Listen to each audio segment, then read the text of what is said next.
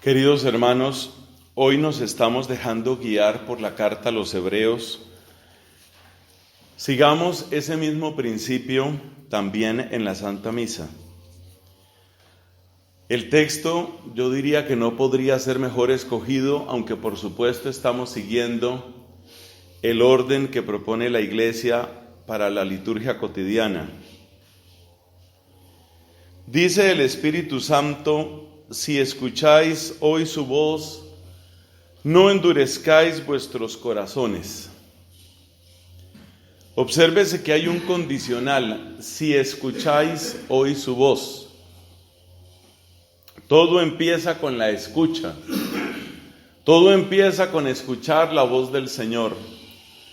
Cualquier proceso de conversión, cualquier mejora en nuestra vida cristiana y sacerdotal, siempre empezará por la escucha.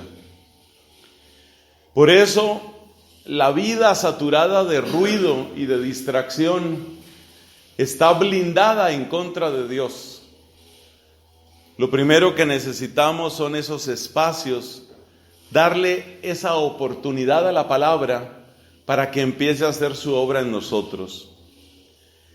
Pero una vez que se escucha esa voz, que es el primer requisito, el segundo es no endurecer el corazón.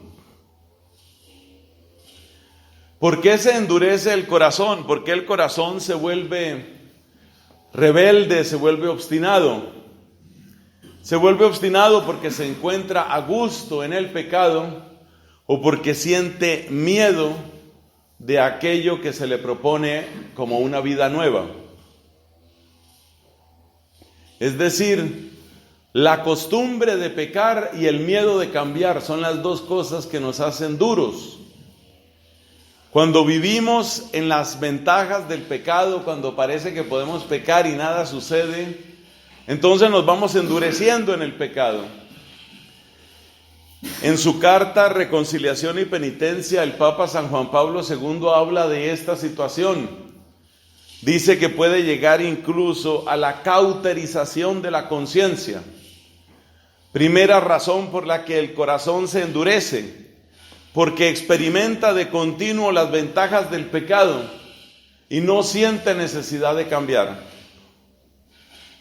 Segunda razón por la que el corazón se endurece, porque siente temor de las exigencias, siente temor de la aridez, siente temor de las pruebas, siente temor de las burlas o de las persecuciones. El miedo también congela, el miedo también endurece. Felizmente, el don del Espíritu Santo ayuda para vencer este endurecimiento. El don del Espíritu Santo hace que la persona pueda sentir repugnancia de lo que antes le gustaba. Y el don del Espíritu Santo, como hizo con los apóstoles, puede hacer que el cobarde se revista de valentía y afronte el camino. Tal vez lo primero es lo más necesario, que venga el Espíritu Santo y que nos muestre la fealdad del pecado. Mi papá cuenta una especie de milagro extraño que hizo un sacerdote virtuoso allá en la ciudad de Bogotá. Este sacerdote parece que tenía una gracia especial en la confesión, porque varias personas que se confesaron con él cuentan que sentían como una fuerza para no recaer en el pecado. Ciertamente esa gracia que tenía ese sacerdote la requerimos hoy muchísimo, porque recaemos mucho. Y la historia que cuenta mi papá es la de un hombre que tenía una adicción, ya le estaba lastimando mucho su salud, una adicción al cigarrillo, fumaba mucho. Le habían dicho la familia, los amigos, los médicos en todos los tonos, y él seguía destruyendo sus pulmones y su cuerpo con el cigarrillo, simplemente no podía dejarlo. Para asegurar su vicio, el hombre tenía cajetillas de cigarrillos por todas partes, en su casa, en su estudio, en su carro, en todas partes. Fue a confesarse pues con este sacerdote y pues confesó básicamente eso, que estaba haciéndole daño a su salud por ese tema del cigarrillo. Bueno, no sabemos qué le dijo el sacerdote. Como siempre le aseguró sus oraciones. Esto es clave cuando nosotros ofrezcamos el sacramento de la confesión. Hay que orar mucho por los penitentes. Y yo creo que esta historia que estoy contando lo confirma. Entonces el sacerdote lo escuchó y algún consejo le dio, le aseguró su oración y le dio la absolución. Cuando el hombre salió de la iglesia, él mismo lo cuenta, como por un impulso reflejo se llevó la mano al bolsillo de su chaqueta donde tenía cigarrillos. Acababa de confesarse. Y saca un cigarrillo, repito, él lo describe como que sucedió maquinalmente. Y entonces sacó el cigarrillo y lo encendió. Y dice este hombre que cuenta el milagro hecho por aquel sacerdote, dice, apenas aspiré la primera bocanada, eso me supo horrible, asqueroso. Y entonces me dije, todavía sin caer en cuenta de la incoherencia ridícula en la que estaba, me dije, esta cajetilla se echó a perder. Y botó esos cigarrillos en la primera caneca mientras iba camino de su automóvil. En el automóvil también tenía cigarrillos, sacó otro y ese le supo peor. Al tercer intento cayó en cuenta de que realmente Dios estaba obrando en él. Es decir, estaba experimentando que el pecado le sabía feo. Si a mí me preguntaran a estas alturas de la vida, con la pequeña experiencia que tengo en la renovación carismática y en otros lugares donde a veces uno ha visto milagros, si a mí me preguntaran, usted en este momento, ¿qué don pediría? Yo creo que el don que yo pediría es el don de esa oración que tuvo ese sacerdote. Es decir, que para los demás y por supuesto también para mí mismo, uno pudiera comunicar esa fuerza que hace que el pecado aparezca en todo su horror, en todo su asco. Porque lo que lo mantiene encadenado uno al pecado es que el pecado sabe bueno. Pero apenas aparece lo asqueroso que es, el daño que causa, los males que anuncia, el infierno que prepara, apenas eso aparece, ya el pecado pierde mucha fuerza. De San Luis Bertrán se cuenta una cosa muy bella. Ya les he comentado que era misionero, siglo XVI, misionero en tierras de Colombia, pero no murió en Colombia. Fue requerido en su patria y llegó a ser maestro de novicios allá. Y en ese oficio murió unos años después. Pero fue misionero aquí en Colombia. Por aquella época empezaba y cada vez crecía más la explotación a los indígenas. Como otros misioneros valientes de esas primeras horas de la colonización española en este país, también Luis Bertrán hablaba en contra de la explotación de los indígenas. Pero sus palabras eran recibidas con desdén.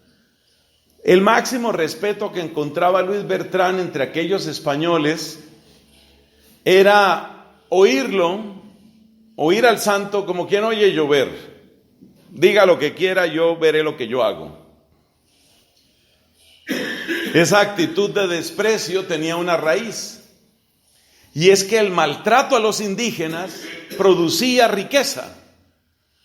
Producía, por lo pronto, oro, y en los inmensos cultivos que tenían aquellos encomenderos, muy pronto mejoraba su fortuna.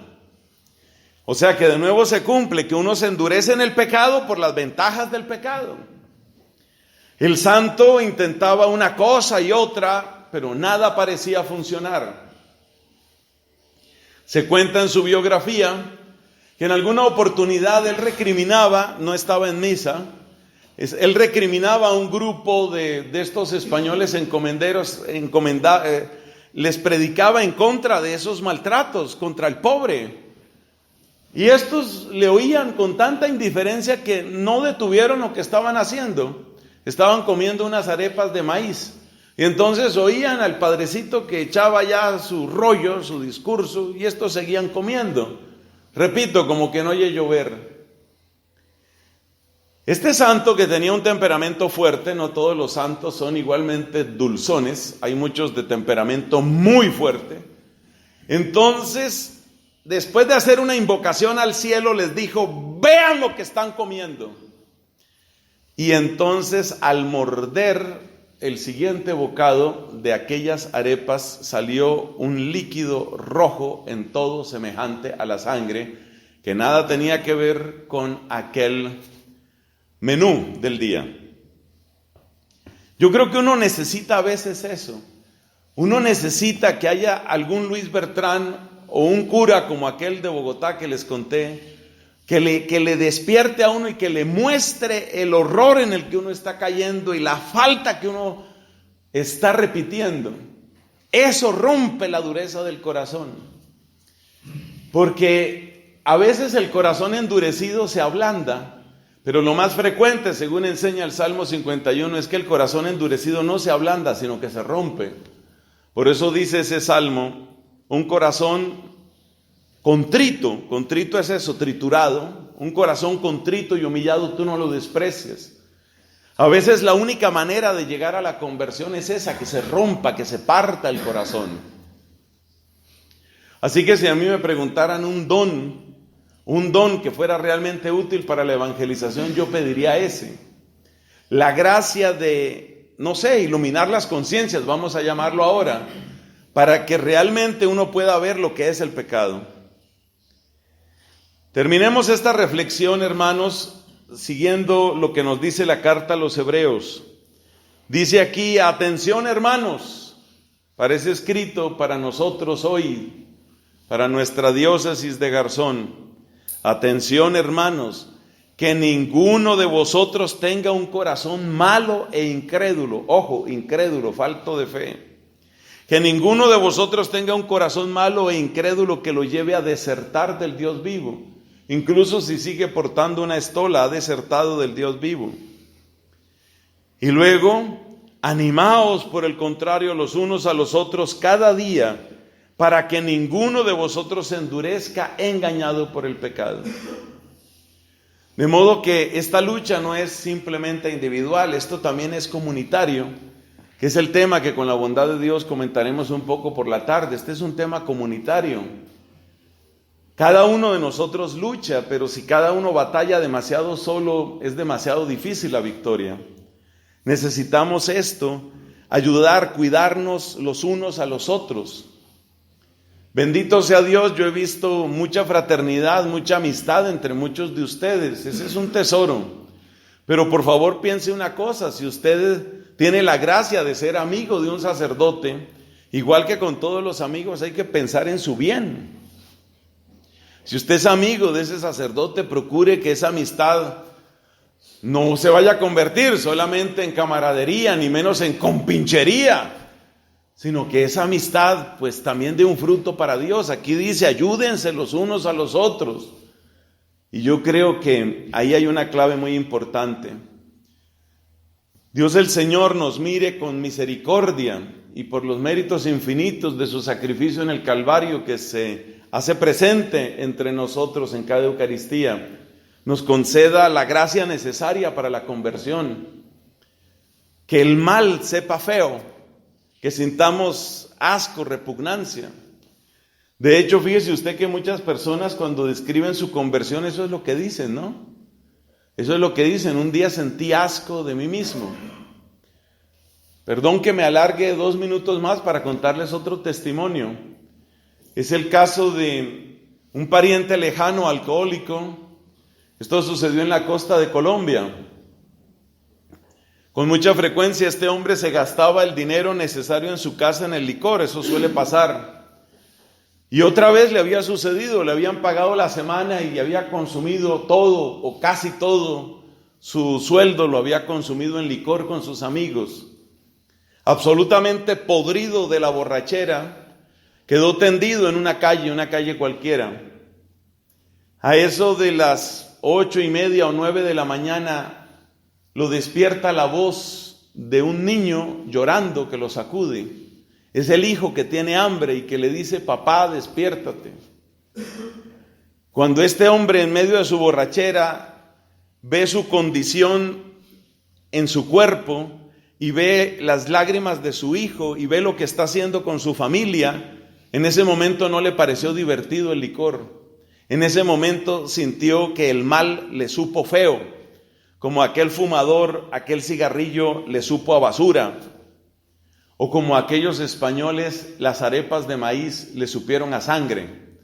Esas cosas le tienen que pasar a uno, que el mal le sepa feo, porque cuando esas cosas suceden, entonces este hombre se levantó, lloró con el hijo, lo abrazó, y ese día empezó su verdadera recuperación del alcohol. Que Dios nos ayude, que Dios envíe su auxilio poderoso por los méritos de Cristo y que nuestra vida sea renovada para gloria del Señor y bien de su iglesia. Amén.